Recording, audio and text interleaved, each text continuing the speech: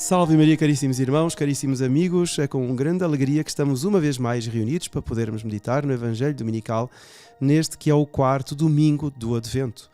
Eu sou o Padre Jorge Filipe, como todos sabem, dos Arautos do Evangelho, e tenho sempre a enorme alegria de estar convosco e poder acompanhar-vos e aprofundar, ou ajudar-vos a aprofundar as leituras que a liturgia da Santa Igreja nos oferece. Bom, e neste quarto domingo do Advento, este ano de 2023, temos, digamos, duas solenidades coladas uma à outra, porque o quarto domingo do Advento calha na véspera do dia de Natal. E, portanto, temos 2 dias de preceito, ou seja, temos 2 dias de obrigatoriedade de missa, no dia do quarto domingo de Advento, domingo, e no dia de Natal. Bom, e de maneira que, como dizia, este quarto domingo do Advento, colado ao dia de Natal, é um pórtico grandioso de entrada para o tempo, propriamente o tempo do Natal. Porque neste domingo acompanhamos o Evangelho de São Lucas, o seu primeiro capítulo, e temos a anunciação do anjo, a anunciação do arcanjo, aliás, Gabriel, a Nossa Senhora. Esta anunciação e o momento em que o Verbo se faz carne para habitar no meio de nós. Tudo hoje nos fala de esperança. E a esperança é de facto uma virtude, é digamos, mais do que um valor, né, que nós devemos ter psicológico, um valor, digamos, interior, um valor de força anímica, de força, digamos, que nos possa ajudar a ter continuidade no empenho diário, nas nossas lides diárias, nas nossas dificuldades diárias, nos nossos problemas. Mais do que isso, a esperança é uma virtude sobrenatural, que é convidada a ser praticada, sobretudo neste tempo. Tempo litúrgico do Natal, do Advento e do Natal, mas tempo ano de 2023, onde nós vemos tantas calamidades na praça pública do mundo, tantas dificuldades, tantos contratempos, né, que nos assustam até, que temos de ter a esperança, digamos, como um dos valores principais a manter dentro da nossa alma. Nós vamos ver como é que a esperança, Deus ajuda os homens a manter esta esperança. E Deus faz uma promessa que é muito mais do que qualquer promessa humana, política e de outro género qualquer. Vemos na primeira leitura, por exemplo, como o rei David, que era pastor em Israel, foi escolhido para ser o rei. Tornou-se o chefe do povo eleito. A leitura de hoje está precisamente no segundo livro de Samuel. Ele já era, então, nesta leitura, rei de Israel, e como era um homem justo e desejava a glória de Deus, queria a glória de Deus em primeiro lugar, ele decide, nesta leitura, a falar com o profeta Natã. E vai dizer ao profeta o seguinte: eu resido num palácio de cedro, ou seja, ele tinha um palácio de madeira, não era de pedra, um palácio de madeira. E a arca de Deus, ou seja, a arca que contém as tábuas da lei, é a aliança de Deus para connosco, para com o nosso povo. A arca de Deus está alojada numa tenda. E então ele decide, quer construir algo para Deus, quer deixar algo perene, sólido, algo perpétuo para Deus, uma obra para Deus. E então o profeta vai dizer: faz o que tens no teu coração. Age conforme o teu coração. Isso é um bom pensamento, né? É mais do que uma boa ideia, é uma graça. E então age de acordo com o teu coração. E nós sabemos de facto que não havia uma construção sólida para acolher esta arca da aliança que tinha sido feita no tempo de Moisés, né? E o povo então andava com a arca sempre debaixo de uma tenda. Não havia um lugar fixo, não havia uma construção sólida, uma garantia para que a arca estivesse bem guardada, bem resguardada das intempéries e inclusive dos roubos e das pilhagens, etc. Então, David tinha um anseio de edificar uma casa para Deus, um templo para Deus. Para quê? Para manifestar a Deus a sua gratidão, a proteção. Ele que tinha conseguido vencer os seus inimigos, ele que tinha sido colocado naquela posição elevadíssima de rei de Israel, com uma promessa grandiosa. Ele queria retribuir a Deus tudo o que dele Deus, né, recebera. E de maneira que ele queria, de alguma forma, como que estabilizar toda aquela promessa e deixar uma casa construída, ou seja, uma casa em pedra, uma casa fixa, uma casa perpétua, uma aliança perpétua entre Deus e os homens. E então esse templo seria o lugar onde a arca, que era sacratíssima, a arca seria colocada. E nós sabemos que esta arca não podia ser tocada, porque a arca era o sinal da aliança de Deus para com o povo de Israel. Era o penhor de Deus de que o Senhor iria cumprir todas as promessas. Então simbolizava a presença de Deus. Eram apenas pedras e alguns outros objetos muito importantes e sagrados do povo, mas era a promessa. Tudo isto tinha vindo do alto. Então David queria construir um edifício material, só que Deus, nessa mesma noite, vai dizer a Natã: olha, avisa o rei, avisa David. De facto, será construído um templo, mas não serás tu a construir este templo. Não é? Eu próprio irei construir um templo. Claro, Deus irá anunciar que o seu filho, o filho de David, Salomão, irá construir um templo, sem dúvida. Mas mais do que isso, Deus irá, Ele mesmo, por suas próprias mãos, digamos assim, construir séculos e séculos mais tarde um templo que será a concretização desta aliança.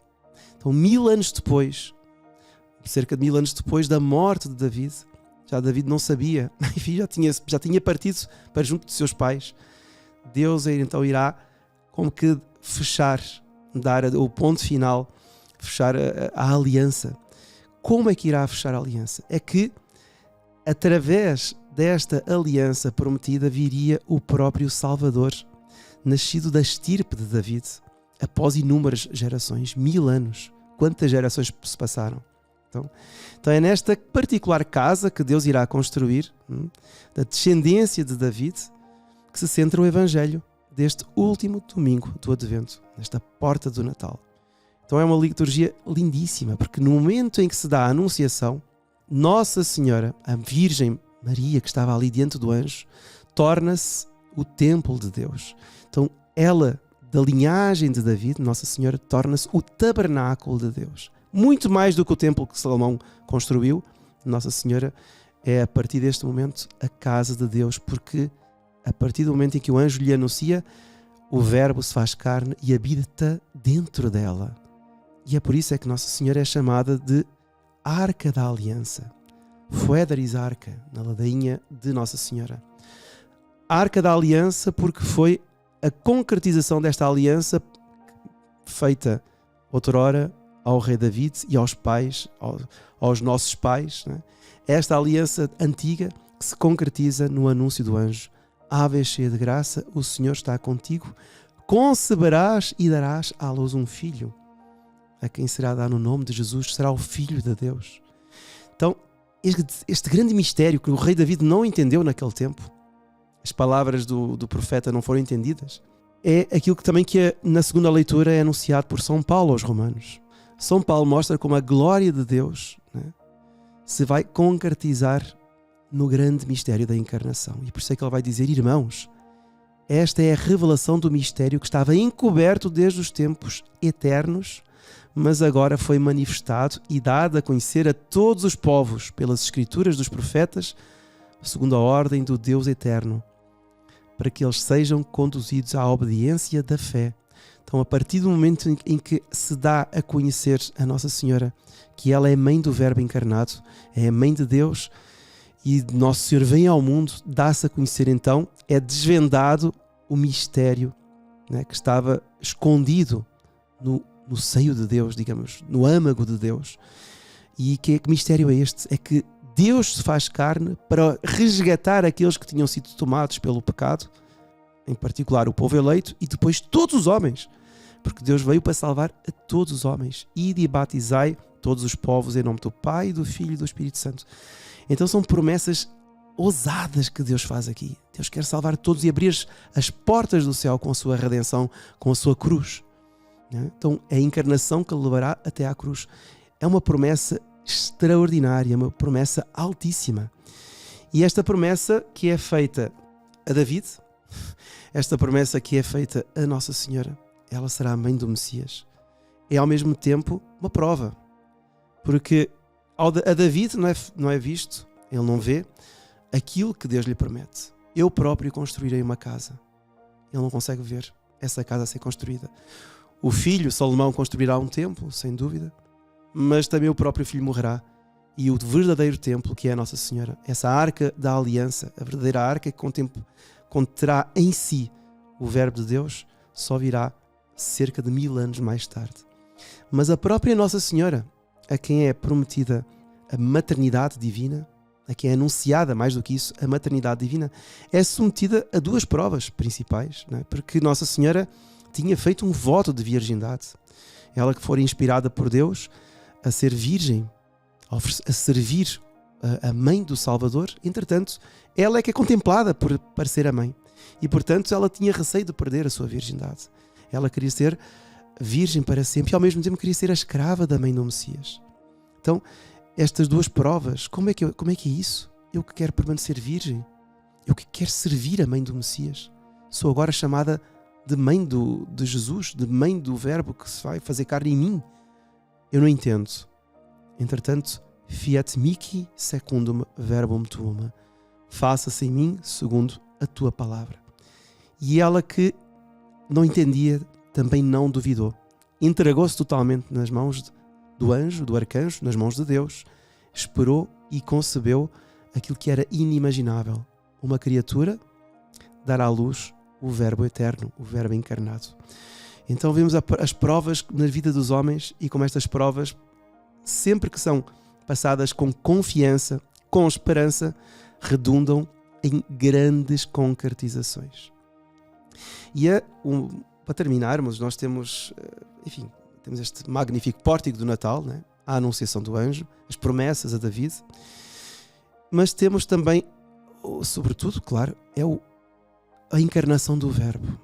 A encarnação do Verbo, que é um dos maiores, dos 2 grandes mistérios da nossa fé, a Trindade e a encarnação do Verbo. Encarnação, vida, paixão, morte e ressurreição de Nosso Senhor. Isto é tão difícil que, por exemplo, nós, se formos ver a história dos primeiros mártires, nós estamos agora este ano a contemplar o primeiro presépio da história em Greccio, que São Francisco construiu, o primeiro presépio, isto lá para o início do século XIII, em 1223, São Francisco de Assis fez o seu primeiro presépio. Naquele tempo, ele quis, por volta dessa altura, quis converter os infiéis, quis ir até a África, converter, enfim, os muçulmanos, e foi para lá.